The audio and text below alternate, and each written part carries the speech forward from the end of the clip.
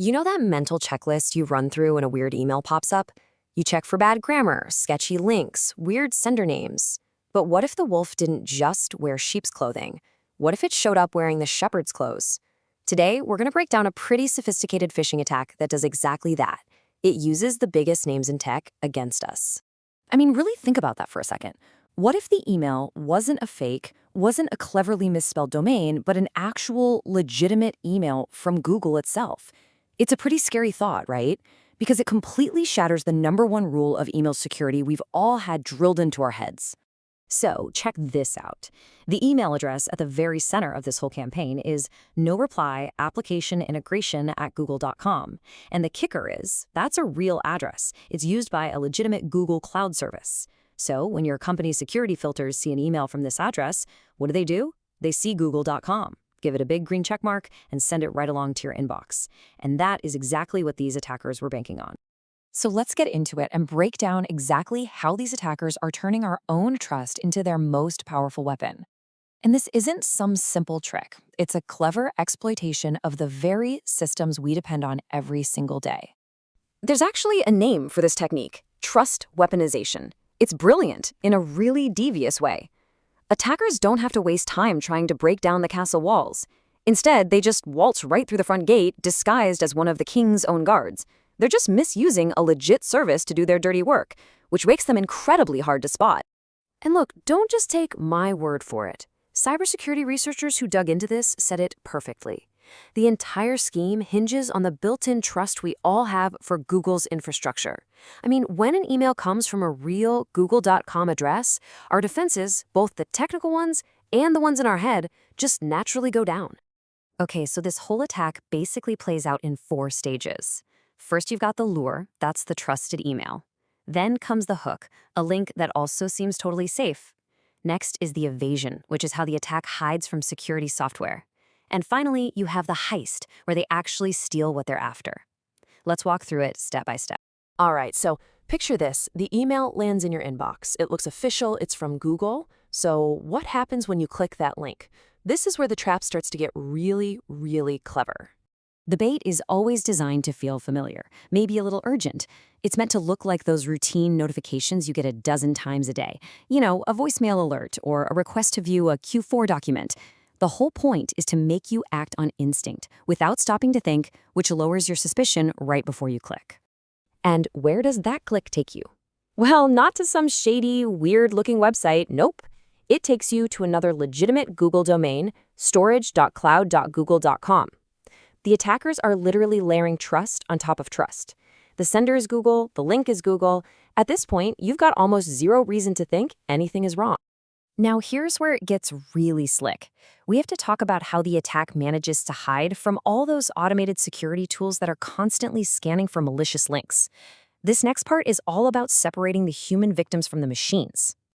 So after that first click, you get redirected to a page with what looks like a totally standard CAPTCHA. You know the ones, click all the boxes with a bicycle or whatever. It feels like a normal security step we've all done a million times, but it's actually a really sophisticated filter. This is a classic evasion tactic. Think of it like a bouncer at a club. An automated security scanner, which is just a bot, can't solve a CAPTCHA, so it gets blocked at the door and never gets to see the malicious page waiting inside. But you, a human, you'll solve it in 2 seconds and get waved right through, directly into the final phase of the attack. So you've passed their little security check, and now you're at the final destination. This is the moment the attackers have been building up to, where the illusion is finally complete and the trap is ready to spring. So after all those Google-branded steps, where do you land? On what looks for all the world like a perfectly normal Microsoft login page. But if you were to glance up at the address bar, you'd see it's not a Microsoft domain at all. It's a pixel-perfect replica, built for just one thing. And that's the whole ballgame.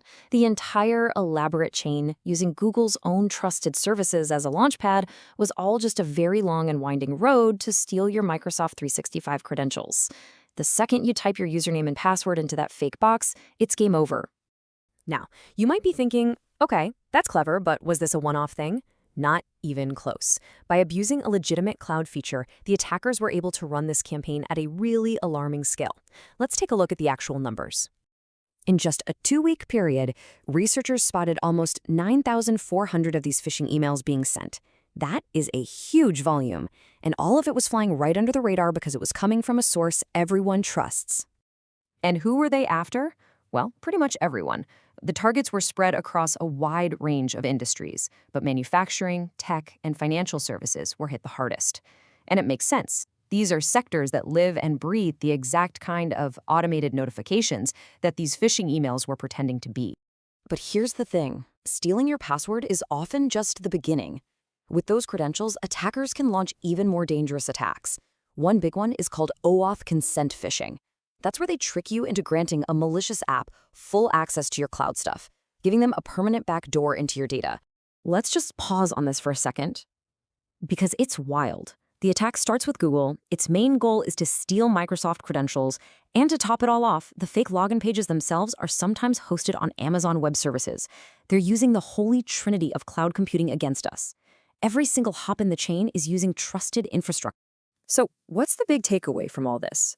What does it actually mean for you and me? Well, this attack shines a big, bright, and uncomfortable light on a new paradox when it comes to digital trust and security. This quote from the research team just nails it. Attackers don't have to pretend to be a trusted sender anymore. Now they can actually be a trusted sender just by hijacking a legitimate feature. It's a fundamental shift in how phishing works. And this right here is why it's so devastatingly effective. All of the standard email security checks we rely on, things like DMARC and SPF, are basically just designed to ask one question. Is this sender who they claim to be? Well, in this case, the sender is Google, so the checks come back clean, the defenses are bypassed, and the email gets through.